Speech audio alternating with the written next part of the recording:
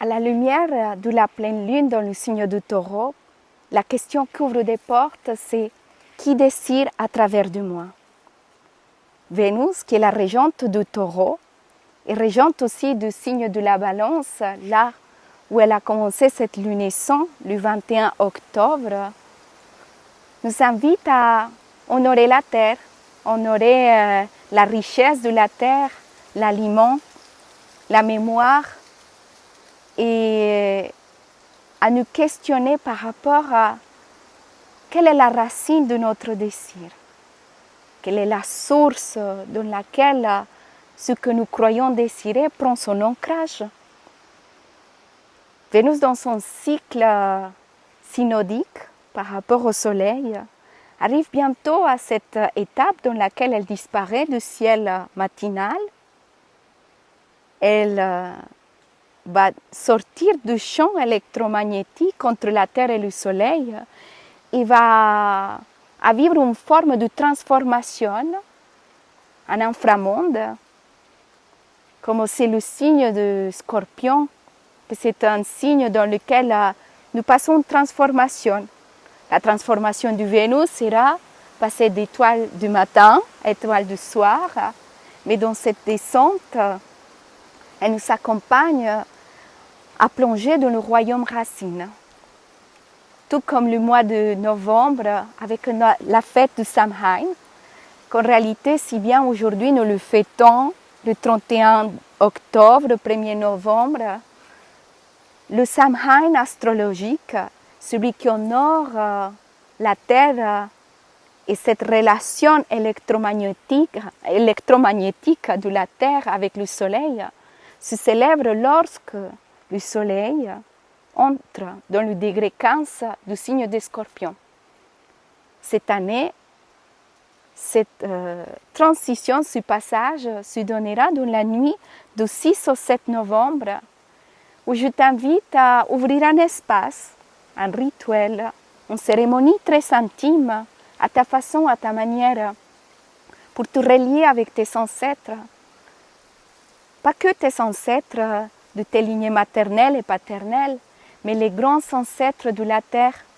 ces âmes et ces êtres qui ont influencé le monde d'une façon positive et dont nous avons besoin de tirer leur sagesse des racines, de les faire remonter au ciel pour participer des changements évolutifs en cours dans la planète Terre. Qui désire à travers de moi? Est-ce que mon désir est évolutif? Est-ce que mon désir est conditionné par des schémas hérités, des patterns, des patrons qui ont été transmis de génération en génération, qui sont en lien avec la culture du pays, du lieu où je suis née,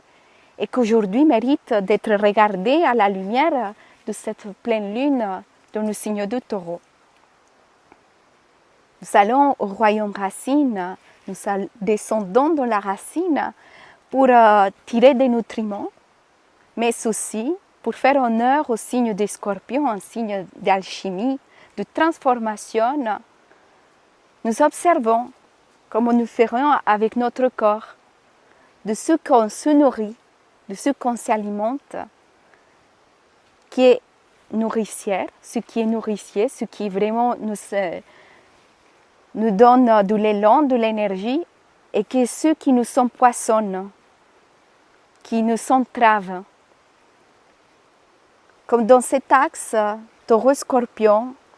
nous nous rencontrons face à ce cycle éternel de la vie, la mort, la vie.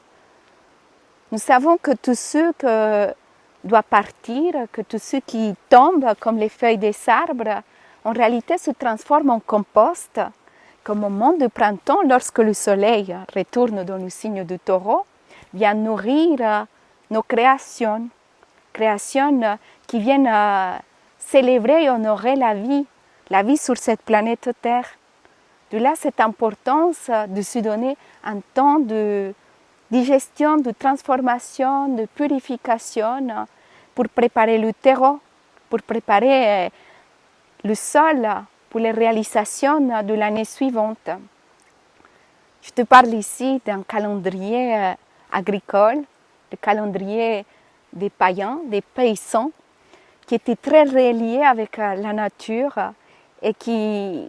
c'est une tradition de nos ancêtres de différentes parties du monde qui vaut la peine de récupérer.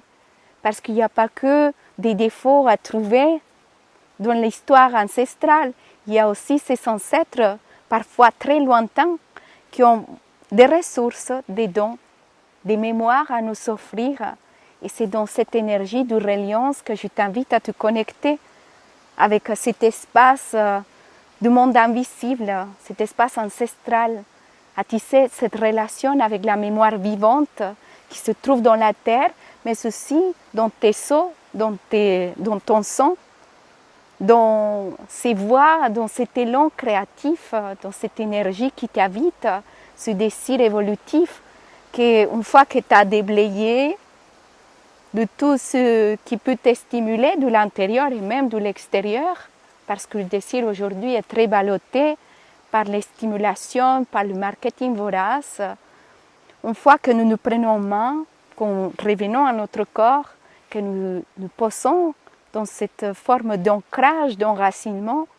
notre désir prend de la consistance, de la force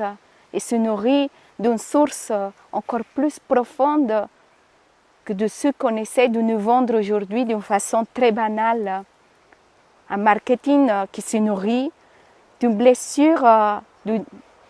maladéquation, d'une blessure de honte, la honte dont je parle depuis plusieurs mois, pour nos besoins, pour notre différence. Lorsque nous entrons en alignement avec ces besoins, avec notre spécificité, notre façon unique d'être et d'incarner au monde, alors la honte, elle s'est dissoute parce qu'elle était un mécanisme de survie. Et c'est cette honte que nous pouvons, dans cette phase maintenant décroissante de la Lune, offrir à la Terre, offrir à la Lune pour la transformer, ou qui peut devenir un poisson qui continue à nous déboussoler et à nous maintenir dans cette folie collective dans laquelle nous entraîne un peu l'inconscient de tellement de personnes qui ont du mal à gérer ces sentiments, de se regarder. Alors que, au final, c'est juste de la présence et de la bienveillance. Alors dans cette pleine lune, je t'invite à rester présente avec toi, avec ton corps, à l'honorer, à t'offrir quelque chose qui puisse lui faire du bien. Et je vous dis à tous, à très bientôt. Merci beaucoup d'être arrivés jusqu'ici et n'hésitez pas à partager mes vidéos, ce que je partage, parce que ça devient de plus en plus compliqué dans cet espace virtuel. Merci, à bientôt.